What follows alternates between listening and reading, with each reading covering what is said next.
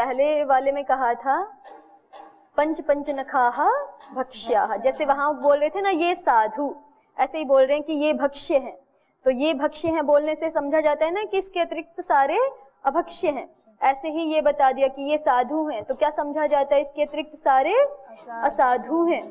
ठीक है, ऐसे ही दूसरा उदाहरण ये बता दिया कि ये असाधु हैं, तो अर्थापत्ति क्या निकलेगा, उसके अतिरिक्त जितने हैं वो सारे साधु हैं। इसी तरह से कि इसको मना कर दिया, अभक्ष्यो ग्राम कुक्कुटः, ग्राम कुक्कुट अभक्ष्य है, इसका मतलब आरण्य वाला, इसके अतिरिक्त जो है वो भक्ष्य है, आरण्य वाला कुक्कुट भक्ष्य है।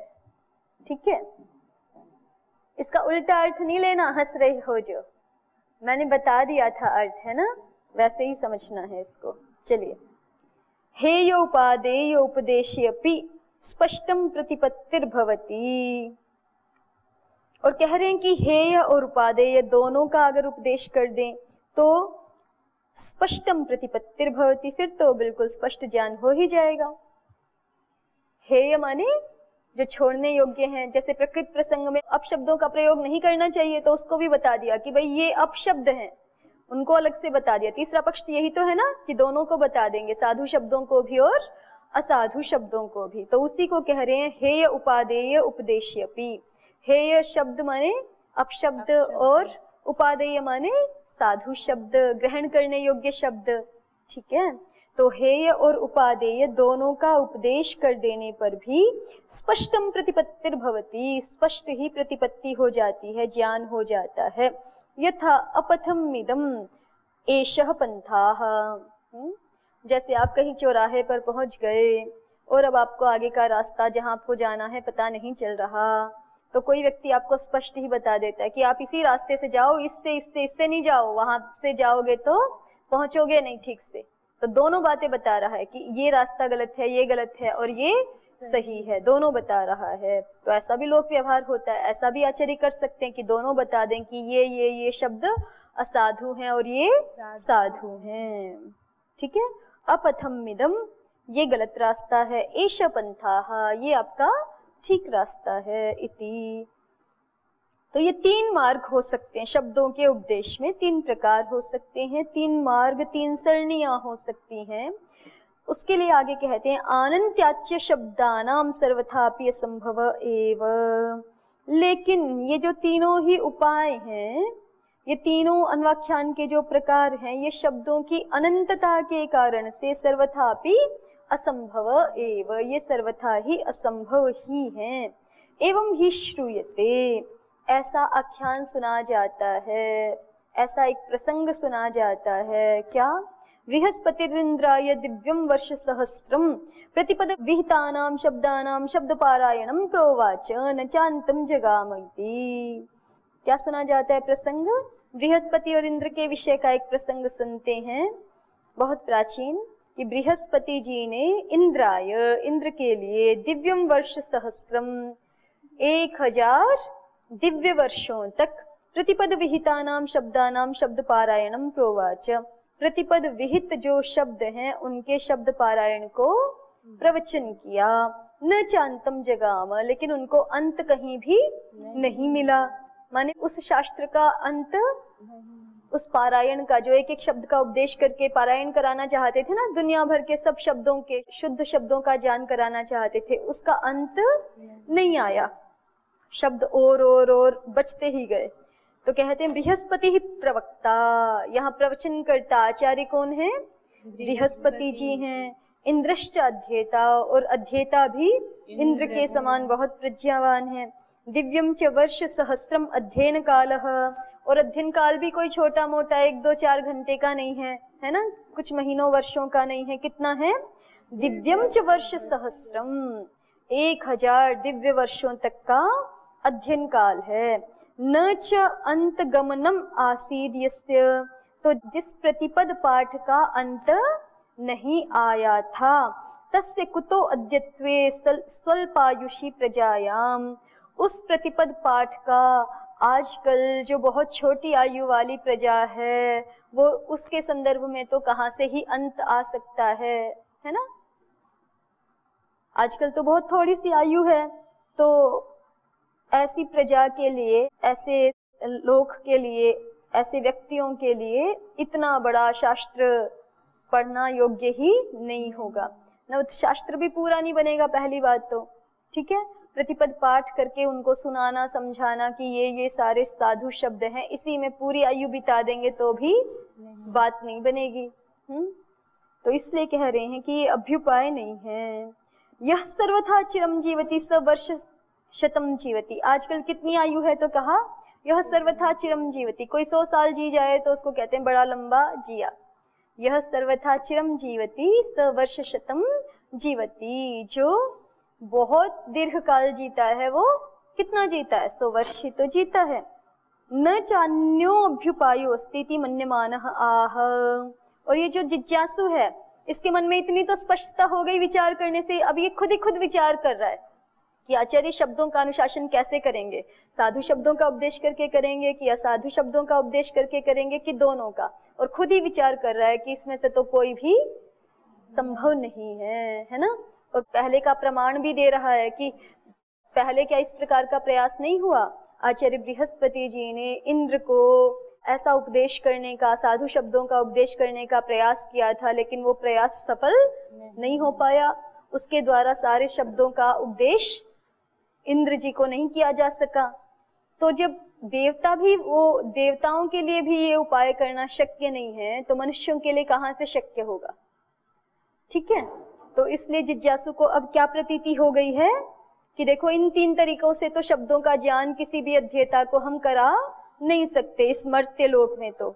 और न चान्यो अभ्युपायो अस्ति। और शब्द उपदेश के माध्यम का, शब्दों के अनुशासन का अन्य तो कोई उपाय है ही नहीं। इति मन्यमानः आह। ऐसा मानता हुआ, ऐसा स्वीकार करता हुआ ये जिज्ञासु कहता है, प्रश्न करता है, आचार्य से ही प्रश्न करता है कि मुझे तो समझ नहीं आ रहा कि आप शब्दों का अनुशासन कैसे करेंगे, तो आप ही बताइए। कथम अनुशासनम। आप कैसे अनुशासन करने जा रहे हैं? ठीक है, शब्द शास्त्र कैसे बनाएंगे आप? 3 तरीकों में से तो कोई कर नहीं सकते हैं। तो उसको उत्तर दे दिया कथमिति। कथमिति प्रश्न को ही खोल के बता रहे हैं। देखिए, कथम व्याकरणेन शब्दानुशासनम। कैसे व्याकरण के द्वारा शब्दों का अनुशासन करेंगे? कथम वा व्याकरणम शब्दानाम अनुशासनम। या फिर व्याकरण शब्दों का अनुशासन कैसे करेगा? न कथंचित इत्यर्थः। किसी भी प्रकार से नहीं कर सकता है ना। आपका ये जो शास्त्र है वो शब्दों का अनुशासन किसी भी प्रकार से नहीं कर सकता है। तो येन अल्पेनैव यत्नेन महतो महतः शब्दौघान प्रतिपद्यन्ते तद उपायांतरम दर्शयति। तो जिज्ञासु की ओर से तो ये बात आ गई कि न कथंचित इत्यर्थः। ठीक है, कि मुझे नहीं लगता कि किसी भी प्रकार से शब्दों का उपदेश हो सकता है। तो समाधाता उत्तर दे रहे हैं कि येन अल्पेनैव यत्नेन, कि जिस थोड़े ही यत्न से महतो महतः शब्दौघान प्रतिपद्यन्ते, बड़ी बड़ी शब्द राशियों को भी अध्येता जन प्रतिपद्यन्ते प्राप्त हो जाते हैं, जान लेते हैं। तद उपायांतरम दर्शयति। उस भिन्न उपाय को चलो हम आपको दिखाते हैं। आपको नहीं पता चल रहा ना कैसे शब्दों का अनुशासन करेंगे, तो हम आपको एक दूसरा तरीका दिखाते हैं जहां थोड़े से ही प्रयास से भी बहुत सारे शब्दों को जाना जा सकता है। तो वो तरीका क्या दिखाया? प्रकृत्यादि विभाग कल्पनया सामान्य विशेषवता लक्षणेन तत्र प्रतिपन्न शब्दोपदेश एव तावद आश्रितः नियतत्वात्। तो इसमें कहा तत्र प्रतिपन्न शब्दोपदेश एव तावद आश्रितः नियतत्वात्। अब ये देखिए, प्रकृत्यादि विभाग कल्पना से उपदेश कर रहे हैं शब्दों का, ये भी ठीक है। प्रकृत्यादि विभाग कल्पना आप समझ गए ना। जैसे कल हम बोल रहे थे कि पठती में पठ धातु है, शप है, तिप है, ये आचार्य ने कल्पना की है ना सारी। तो ये प्रकृत्यादि विभाग कल्पना हो गई। और सामान्य विशेषवता लक्षणेन, जैसे अभी उदाहरण दिए ही, कर्मण्यण है, फिर उसका अतनुपसर्गे कह अपवाद है, या कर्तरी शप उत्सर्ग सूत्र है, फिर उसके आगे दिवादिभ्यशन आदि सारे अपवाद ही हैं। ठीक, इस प्रकार से। तो अब एक बात है कि देखिए, पीछे बात आ रही थी 3 प्रकार के शब्दों का उपदेश, या साधु शब्दों का, या तो असाधु शब्दों का, या तो उभय शब्दों का उपदेश। इन तीनों में से कहते हैं तत्र प्रतिपन्न शब्दोपदेश एव तावदाश्रितः, कि हम जो अनुशासन करने जा रहे हैं ना, हम अनुशासन कैसे करेंगे? सामान्य विशेष सूत्रों के द्वारा और प्रकृति आदि विभाग कल्पना के द्वारा। लेकिन हम जो उपदेश करेंगे वो असाधु शब्दों का नहीं करेंगे। किसका करेंगे? साधु शब्दों का ही करेंगे। प्रतिपन्न शब्दोपदेश एव तावदाश्रितः, प्रतिपन्न माने स्वीकृत शब्दोपदेश, साधु शब्दोपदेश ही तावदाश्रितः, इस शास्त्र के बनाने के लिए हमने आश्रित किया है। क्यों? नियतत्वात्, क्योंकि वो नियत है, निश्चित संख्या में। अपभ्रंशों की तो संख्या ही निश्चित नहीं है, एक एक के कितने कितने अपभ्रंश हो जाएंगे कोई सीमा नहीं है। लेकिन साधु शब्द का तो नियत स्वरूप है, ठीक है? तो नियत स्वरूप होने से, निश्चित रूप होने से साधु शब्द का स्वरूप बिल्कुल निश्चित है। अब जैसे रामः का कोई जो है वो रमः बोल दे वो भी असाधु है, रामः को कोई राम ऐसे बोल दे वो भी असाधु है, कोई जो है वो मकार को पहले बोल दे मराह बोल दे वो भी असाधु है। मतलब एक ही शब्द में अनेक प्रकार की असाधुताएं हो सकती है ना। तो इसलिए कह रहे हैं कि वहां तो रूप निश्चित नहीं है अपभ्रंश शब्दों का तो, लेकिन जो साधु शब्द हैं चूंकि उनका नियत रूप है, निश्चित रूप है, इसलिए शास्त्र बनाने के लिए हमने साधु शब्दों का ही आश्रय किया है, असाधु शब्दों को नहीं आश्रित किया। तत्र प्रतिपन्न शब्दोपदेश एव तावदाश्रितः, और जो 3 प्रकार का उपदेश था उसमें से हमने शास्त्र को बनाने के लिए प्रतिपन्न शब्दों का उपदेश, साधु स्वीकृत शब्दों का उपदेश ही आश्रित किया है। नियतत्वात्, नियतत्वात् माने निश्चित रूप वाले होने से, क्योंकि साधु शब्द निश्चित रूप वाले होते हैं। अपशब्दा ही, और अपशब्द कैसे होते हैं? तो कहा कि अपशब्द तो प्रतिदेशम प्रतिगृहम प्रतिपुरुषम प्रत्यवस्थम भिन्नाश्चानवस्थिताः। अपशब्द तो हर एक देश देश में अलग प्रकार की अपशब्दता हो सकती है ना? स्थापना को कहीं अस्थापना, कहीं स्थापना, कहीं जो है स्थापना, ऐसे करके अलग अलग बोल सकते हैं लोग, ठीक है? तो हर एक देश के अनुसार, देश माने स्थान, हर एक स्थानों में भी अलग अलग प्रकार की अशुद्धियां हो सकती हैं। और कह रहे हैं प्रतिगृहम, घर घर में, इस घर में उस शब्द को अलग ढंग से बोला जा रहा है, दूसरे किसी घर में उन्हीं शब्दों को अलग ढंग से बोला जा रहा है, ऐसे हो सकता है। और प्रतिपुरुषम, एक ही घर में रहने वाले भी जो 10 प्राणी है, हो सकता है उनमें से भी वो एक ही शब्द को अलग अलग ढंग से बोल रहे हों, उस प्रकार की अशुद्धि वहां हो सकती है। और प्रत्यवस्थम, एक ही घर में एक ही बालक, वो भी अवस्था भेद से अपभ्रंशों को अलग अलग बोल सकता है। वो छोटा था तब वो किसी अन्य प्रकार की गलती करता था उस शब्द के उच्चारण में, अब वो किशोर हो गया है, अन्य प्रकार की भूल करता है, बड़ा हो गया है तब और अलग प्रकार से ही बोलने लग गया है। तो ऐसे कितने सारे अशुद्ध रूप कहाँ तक निर्देश करेंगे, है ना? तो इसलिए कह रहे हैं कि अपशब्दा ही प्रतिदेशम प्रतिगृहम प्रतिपुरुषम प्रत्यवस्थम भिन्नाः। अपशब्द तो हर एक स्थान में, घर में, और प्रत्येक पुरुष में, और पुरुष की भी प्रत्येक अवस्था में भिन्नाः अपशब्दाः, अलग अलग अपशब्दों का प्रयोग होता है। अपीच अनवस्थिताः, और उनका कोई स्थिर रूप भी नहीं होता है अपभ्रंश शब्दों का। न ते लक्षणेन अनुशास्तुम शक्यन्ते, इसलिए उनको हम सूत्रों के द्वारा उनका अनुशासन नहीं कर सकते, उनका अनुव्याख्यान नहीं कर सकते, उनको नहीं सिखा सकते हैं। और एक बात तो ये स्पष्ट हुई कि हम साधु शब्दों का उपदेश करेंगे, सूत्रों के माध्यम से असाधु शब्दों का नहीं करेंगे, क्योंकि साधु शब्द नियत संख्या में है, नियत रूप वाले भी हैं। असाधु शब्द तो हर एक देश काल परिस्थिति में अलग अलग होते रहते हैं, तो लक्षण के द्वारा उनका नियमन किया जाना शक्य नहीं है। अब और भी आगे बताते हैं कि देखिए, उपेयस्य चार्थस्य साक्षात प्रतिपत्तिर्युक्ता। और एक ये भी बात है कि हम जो है वो घूम घूम के, जब हम सीधे जा सकते हैं, हमें साधु शब्द का ज्ञान करना प्रयोजन है ना, तो सीधे सीधे साधु को ही बताएं, घूम करके क्यों जाएं कि नहीं असाधु सीखो सारे, फिर उसके माध्यम से आप साधु पे पहुंचो, ठीक है? उसी बात को ये पंक्ति कह रही है, उपेयस्य चार्थस्य साक्षात प्रतिपत्तिर्युक्ता। जो उपेय अर्थ है हमारा, जो प्रापणीय अर्थ है, उपाय जिसके लिए हम कर रहे हैं वो उपेय होता है, माने प्राप्तव्य।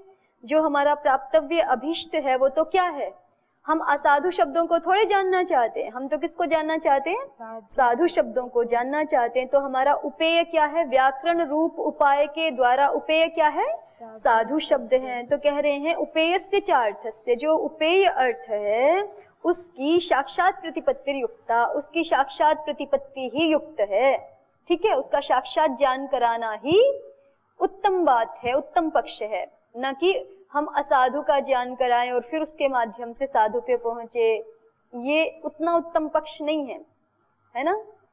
कौन सा अधिक उत्तम पक्ष है कि हम सीधे सीधे साधु शब्दों का ही ज्ञान करा दें।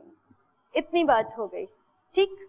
अब आगे इन शब्दों की व्याख्या प्रारंभ करते हैं। प्रकृत्यादि विभाग कल्पनाया सामान्य विशेषवता लक्षणेन। तो कहा प्रत्ययात पूर्वम क्रियते इति प्रकृति ही, प्रत्ययात पूर्वम क्रियते, यही परिभाषा लगभग न्यासकार ने भी दी थी। उन्होंने पूर्वम की जगह प्रथमम शब्द का प्रयोग कर दिया था। प्रत्ययात प्रथमम क्रियते इति प्रकृति, प्रायः करके प्रकृति जो होती है वो प्रत्यय से पहले ही होती है। आपने 99.999% ऐसा ही देखा होगा। कोई बिल्कुल बहुत थोड़े से अंशों में ऐसा है कि जहाँ पे प्रकृति से पहले प्रत्यय आके बैठ जाता है। सामान्य रूप से अधिकांश क्या होता है, प्रत्यय से पहले कौन बैठती है, प्रकृति बैठती है, इसलिए उसका नाम प्रकृति है। प्रत्ययात पूर्वम क्रियते इति प्रकृति ही। आदि शब्देन प्रत्यय विकार आगमानाम ग्रहणम, और आदि शब्द से किसको ग्रहण करेंगे, प्रत्यय। कौन से वाले आदि शब्द से, प्रकृत्यादि विभाग कल्पनाया, इस शब्द में जो आदि शब्द है उससे किसको लेना है, तो कहा प्रकृति तो पढ़ ही दिया है, आदि से लो प्रत्यय विकार आगम, इन सबको ले सकते हैं आदि शब्द से। समास करते जाइए, कल किया था ना, प्रकृत्यादि शब्द में क्या समास है, बहुव्रीहि। बोलिए, प्रकृतिर आदिर येषाम ते इमे प्रकृत्यादयः, ठीक है, ते इमे प्रकृत्यादयः। अब विभाग शब्द के साथ समास करेंगे, षष्ठी समास। प्रकृत्तासाम विभागः, अर्थात प्रकृत्यादिनाम विभागः, प्रकृति आदियों का विभाग। तो उनका विभाग क्या है, तेषाम विभागः असंकीर्ण रूपता, उनका विभाग क्या है, उनकी असंकीर्ण रूपता। कल उदाहरण देकर के समझा था हमने कि जैसे हम रामः बोल रहे हैं, तो ये तो राम तो मिला जुला हुआ रूप है, प्रकृति का, प्रत्यय का, सुपों का, है ना। इसको असंकीर्ण, इसका विभाग करें तो अलग अलग हो जाएगा, अलग अलग होगा तो रामः किस रूप में दिखेगा, रमु क्रीड़ायाम धातु है, रमु धातु है, और फिर घय प्रत्यय है और सु प्रत्यय है, ऐसे दिखेगा ना। रामः को तोड़ करके लिखें व्याकरण की भाषा में तो क्या लिखेंगे, रमु घय सु, ऐसा ही तो लिखेंगे। तो यही असंकीर्ण रूपता है। रामः ये संकीर्ण रूपता है, मिला जुला हुआ रूप है प्रकृति प्रत्यय आदियों का, और रमु घय सु ये असंकीर्ण रूपता है, ठीक है।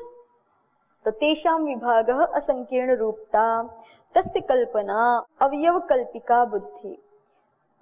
फिर आगे एक शब्द है ना कल्पनया, तो अब फिर से षष्ठी समास करेंगे। प्रकृत्यादि विभागस्य कल्पना, प्रकृत्यादि विभाग कल्पना, तया प्रकृत्यादि विभाग कल्पनया। तो तस्य कल्पना, उसकी कल्पना, उसकी किसकी कल्पना, प्रकृत्यादि के विभाग की कल्पना। कल्पना माने अवयव कल्पिका बुद्धि, ठीक है। हमारी बुद्धि का ही एक धर्म विशेष है कल्पना करना भी। हम कल्पना करते हैं ना बहुत कि भविष्य में ये होगा, ये होगा, ये होगा, ऐसी कल्पना करते हैं। तो ऐसे कल्पना बुद्धि का ही एक धर्म है, तो उसको कहा अवयव कल्पिका बुद्धि, अवयवों की कल्पना करने वाली बुद्धि। तया हेतु भूतया शब्दानाम अनुशासनम व्याकरणेन, उस कल्पना के द्वारा, वो हेतुभूत जो कल्पना है उसके द्वारा शब्दानाम अनुशासनम व्याकरणेन, शब्दों का अनुशासन हम व्याकरण से करते हैं, या फिर शब्दानुशासनम व्याकरणम वा, या फिर शब्दानुशासन ही व्याकरण है। कल्पना ग्रहणेन कल्पना मात्रम प्रकृत्यादि विभागो न पारमार्थिकः इति वैयाकरण सिद्धांतम दर्शयति। कह रहे हैं कि ऐसे भी तो वाक्य बोल सकते थे ना, जब प्रश्न पूछा कथम अनुशासनम, तो कल्पना शब्द को हटा के भी तो बोल सकते थे प्रकृत्यादि विभागेन सामान्य विशेषवता लक्षणेन। ऐसा भी बोल सकते थे कि प्रकृत्यादि विभाग करके और सामान्य और विशेष सूत्र बना के हम अनुशासन करेंगे शब्दों का, ऐसा भी तो बोल सकते थे। कल्पना शब्द क्यों रखा है? तो कह रहे हैं कि यही बताने के लिए रखा है कि ये जो हम पठती को तोड़ के पठ शब्द दिखा देते हैं, ये सारी केवल क्या है? कल्पना ही है। ये पारमार्थिक विभाग शब्दों में इस प्रकार का कोई भी नहीं है। वो पूरा एक ही शब्द है। वो पूरा क्या है? एक ही शब्द है। पठती, राम आदि एक ही शब्द है और वही शब्द लोक में अर्थ का बोधक होता है। भाई ये तो आप लोग जो है व्याकरण जान गए हैं, इसलिए ना आप पठ शब्द तिप के भी अलग अलग अर्थ बता देते हैं कि नहीं पठ का ये अलग है, ये अर्थ है, तिप का ये अर्थ है। मान लीजिए कि व्याकरण नहीं जानते होते और हमारे घर में संस्कृत बोली जाती होती, तो हमें बस यही पता होता ना कि पठती का अर्थ है। उस समय पठ शब्द का अर्थ थोड़े पता होता। ठीक है, तो पठ शब्द का जो विभाग कर दिया वो भी एक कल्पना है, और उनमें जो अर्थों की अलग अलग हम स्वीकृति देते हैं कि हाँ पठ का ये अर्थ, शब्द का ये अर्थ, तिप का ये अर्थ, वो भी कल्पना ही है। वस्तुतः वैयाकरणों के मत में ऐसा कोई विभाग होता नहीं है। शब्द संपूर्ण शब्द स्वरूप ही किसी भी अर्थ का बोधक होता है। उसी को कहा है, देखिए, कल्पना ग्रहणेन, कल्पना ग्रहण से ये दिखा रहे हैं कि कल्पना मात्रम प्रकृत्यादि विभागो न पारमार्थिकः। प्रकृत्यादि जो विभाग है वो कल्पना मात्र ही है, न पारमार्थिकः। वस्तुतः ऐसा कोई भी विभाग शब्दों में होता नहीं है। इति वैयाकरण सिद्धांतम दर्शयति। इस वैयाकरणों के सिद्धांत को आचार्य दिखा रहे हैं। अतएव व्युत्पत्तेर अनियमो दृश्यते, और इसीलिए व्युत्पत्ति का अनियम भी देखा जाता है।